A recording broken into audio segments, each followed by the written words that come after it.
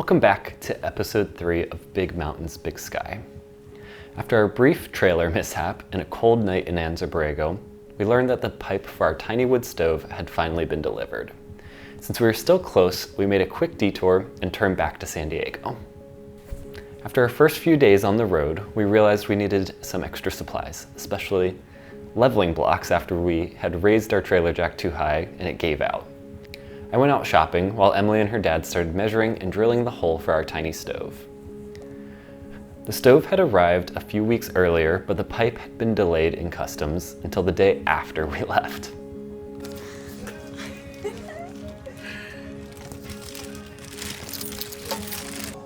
So cute, we have to name it. Dad!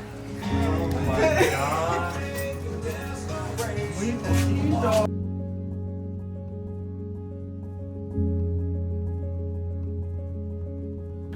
I was a bit nervous as the hole was cut into the roof, but after improvising a few fixes, we had a tiny wood stove to keep us warm in our trailer.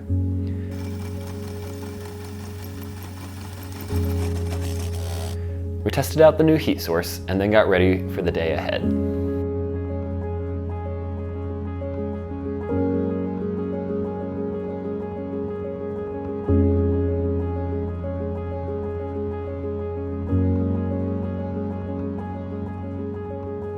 The next morning, our drive through the desert took us along the US-Mexico border along Interstate 8 and into Arizona.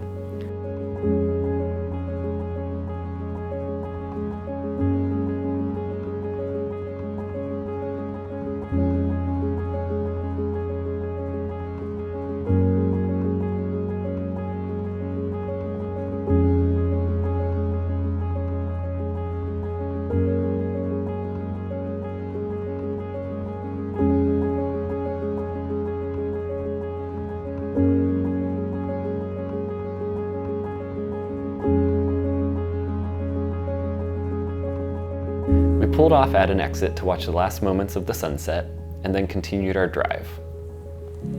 After dark, we still had 2 hours to go. Unfortunately, we were able to grab one of the last dry camping spots at an RV park just outside of Tucson.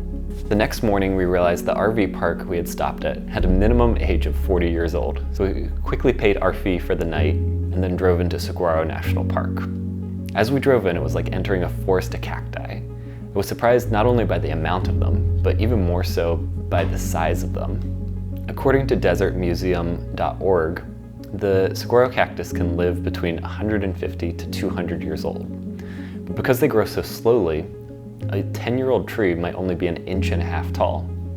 But throughout their life, they can get as tall as 60 feet and weigh almost 5,000 pounds. We settled into our campsite at Gilbert Ray Campground for the day, and then ran off to hike the Kings Canyon Trail up to Wasson Peak. It was an 8-mile hike with 2,000 feet of elevation gain, featuring abandoned mines, desert wildflowers, incredible views, and a raven at the top playing in the thermals coming off the peak.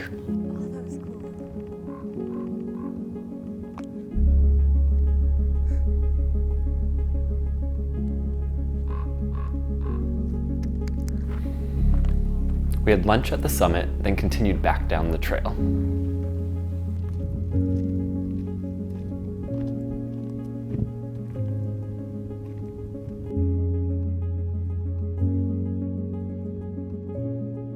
After exploring, we settled back into the campground where Emily went to work launching a website for a client in London. I wandered around outside to take some photos and set up a time lapse as I watched one of the most incredible desert sunsets I've ever seen. After that, we ate dinner and went to sleep by 9 p.m., but had to set an alarm so Emily could wake up for a client call at midnight to finalize the website launch she had been working on. The next morning, we were back on the high of being on the road and looked forward to continuing the journey as we drove from Saguro National Park to El Paso, Texas to visit with some family. Thanks so much for following along with our travels from 2019. It's been really fun to reflect on this chapter of our lives and to share it with all of you. We'll see you guys next time.